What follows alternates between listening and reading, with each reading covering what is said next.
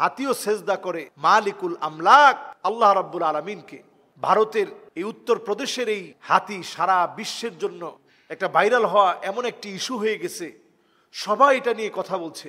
আমরা একটা ভিডিও দেখেছি, যেটা দেখার পরে সত্যি আমার হৃদয়টা অশ্রুসিক্ত হয়েছে, হৃদয়টা বিগলিত হয়েছে, চোখগুলো অশ্রুসিক্ত হয়েছে। একটা হাতি ভারতের উত্তর প্রদেশের একটা গাছের মধ্যে হাতিকে বেঁধে রাখা হয়েছিল শিকল দিয়ে, পাগুলো শিকল দিয়ে বাঁধা। হাতিটার চোখের সামনে যখন একটা মসজিদ বেশি উঠেছে, তার মাহুত কোনোভাবেই তাকে আর বেঁধে রাখতে পারেনি। সেই হাতিটা শিকল ছিঁড়ে আল্লাহর ঘর মসজিদের দিকে দৌড়ানোর জন্য পাগল পড়া হয়ে গেছে। এরপর একটা পর্যায়ে বাধ্য হয়ে তার শিকল যখন খুলে দিয়েছে, অসংখ্য মানুষের সামনে মানুষ তাকিয়েছিল, হাতিটা সেখানে গিয়ে সেজদা অবনত হয়ে গেছে। সুবহানাল্লাহ বিহামদিহি।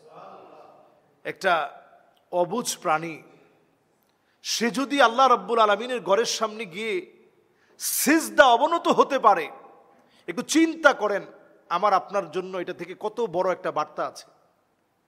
একটা অবুঝ প্রাণ, বুঝে না কিছুই, সে যদি সিজদা অবনত হতে পারে, তাহলে আমার আপনার দায়িত্ব কত বেশি। এটার অনেকগুলো কারণ হতে পারে। যেমন অনেক সময় যারা হাতির যারা মাহুত আছে, এরা অনেক সময় দেখা যায় ভালোভাবে খাবার দেয় না, খুব বেশি পিটায়, কষ্ট দেয়, খাবারের কষ্ট, তারপরে তাদেরকে পুরো দিন খাটিয়ে তেমন কিছুই খেতে দেয় না, কথায় কথায় আঘাত করে, লোহা দিয়ে আঘাত করে, চাবুক দিয়ে আঘাত করে। তো কেমন যেন হাতিটা তার দুঃখগুলা তার মনিবের কাছে বলার জন্য মাথা নত করে দিয়েছে। নবীজি সাল্লাল্লাহু আলাইহি ওয়াসাল্লামের সামনে একটা উট এসে নবীজির সামনে চোখের পানি ছেড়ে দিলেন। নবীজি সাল্লাল্লাহু আলাইহি সাল্লাম উটের দুঃখটা বুঝলেন। আল্লাহর নবী সাল্লাল্লাহু আলাইহি ওয়াসাল্লাম বললেন, এই উটের দায়িত্বে কে আছো তুমি? একজন সাহাবী হাত তুললেন, নবীজি আমি আছি।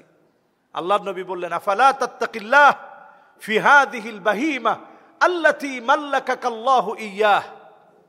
এই যে উট, যে উটটাকে তুমি কষ্ট দাও কিন্তু খাবার দাও নাই, এই উট আমার সামনে এসে চোখের পানি ছেড়ে দিয়েছে। এই উটের ব্যাপারে কি তুমি আল্লাহকে ভয় করবে না? এই উটের ব্যাপারে কি আল্লাহর সামনে তোমাকে জবাব দিতে হবে না?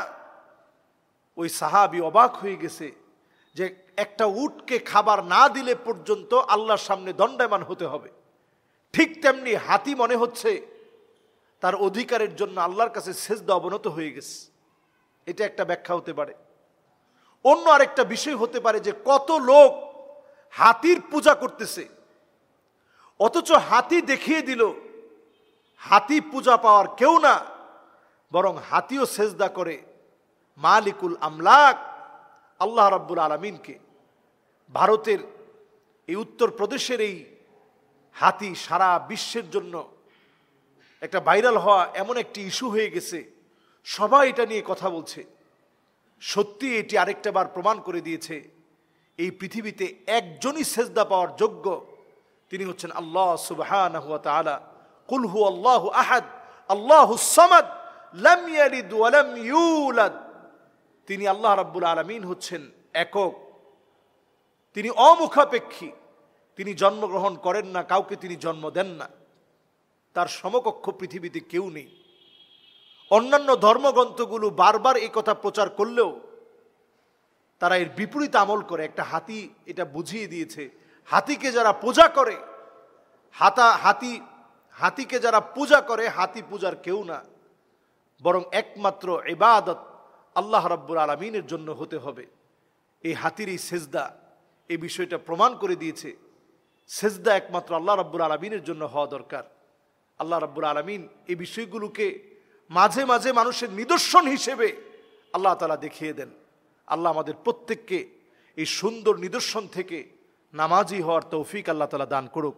আসসালামু আলাইকুম ওয়া রাহমাতুল্লাহি ওয়া বারাকাতুহু।